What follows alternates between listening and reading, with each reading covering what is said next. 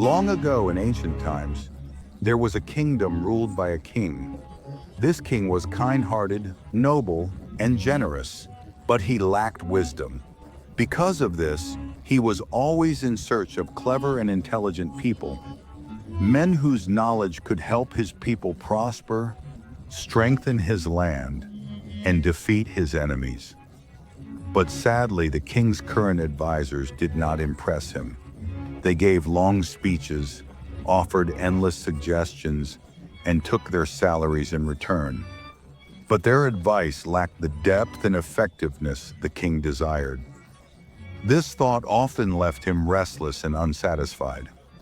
One day, in order to clear his mind, the king decided to go on a hunting trip with his courtiers into the forest. Perhaps, he thought, nature itself would guide him towards an answer. The king and his men rode deep into the wilderness, hunting and enjoying themselves. On their way back, however, the king's eyes caught sight of something unusual. Under a large tree sat a man, talking to himself. From afar, he appeared strange, perhaps even mad. The king stopped his horse. A thought crossed his mind. Either this man has lost his sanity, or he possesses a genius so great that he lives in a world of his own. Curious, the king approached the man with his courtiers and began speaking with him. The man looked half crazy, but there was something strangely captivating about his words. The king asked gently, "Young man, are you mad? Why do you sit here talking to yourself?" The man smiled and replied boldly, "No, king. It is you and your people who are mad. I am perfectly fine. I simply wish that this forest be cut down so that magnificent palaces could be built here, palaces where I would rule as king." The courtiers were shocked at such confidence. These were not words of an ordinary fool. They were words of either a madman or a genius. The king stared at him silently, while his courtiers whispered among themselves. Fear crept into their hearts. What if this man becomes the king's special advisor? He would outrank us, and our importance would fade. One whispered, "This man is dangerous. He could take control." Another replied quickly, "No, no, look at him. He's more than half mad. He's no threat. Tell the king to take him along. If he proves useful, fine.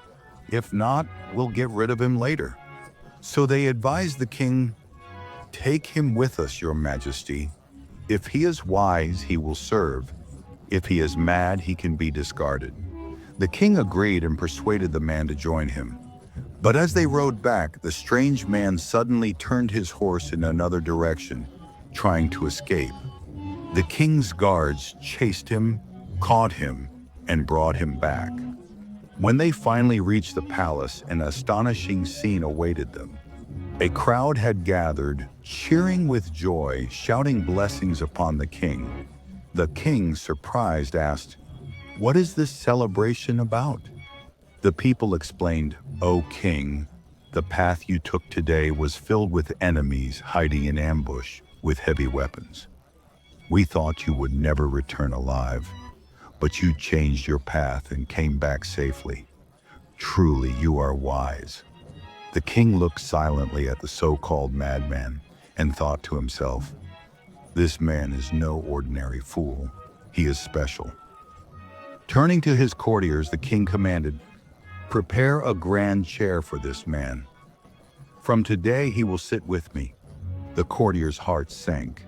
They protested, "Your Majesty, he is mad. He may harm you. You should rely on wise men like us instead." But the king dismissed their words and declared, "No, this man is wiser than all of you.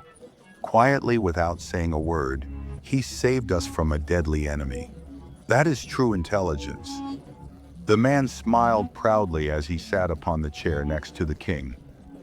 From that moment, however, jealousy began burning in the courtiers' hearts. For generations, they had held those seats of power, and now this stranger, this so-called fool, sat beside the king. They began plotting in secret. But remember this, when God Almighty grants honor, no power in the world can take it away. And so the story continued. Time and again, the courtiers tried to disgrace the man. Time and again, their tricks backfired. And instead, the man's honor grew even greater. Each scheme they laid only brought him closer to the king's heart. Each trap they set only revealed his loyalty and bravery. Eventually, his name spread across the land. His courage, his honesty, his strange wisdom won the hearts of the people. The king even gave him his daughter's hand in marriage. The jealous courtiers could do nothing but burn with envy. But fate, my friends, cannot be changed.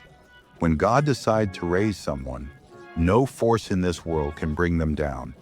And when God decides to humble someone, no throne, no power, no army can protect them. That is the lesson of this story. Do not envy others.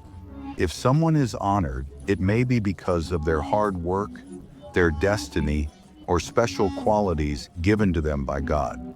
Instead of jealousy, try to adopt good qualities, work hard, and hold on to truth, for only then will true honor come your way.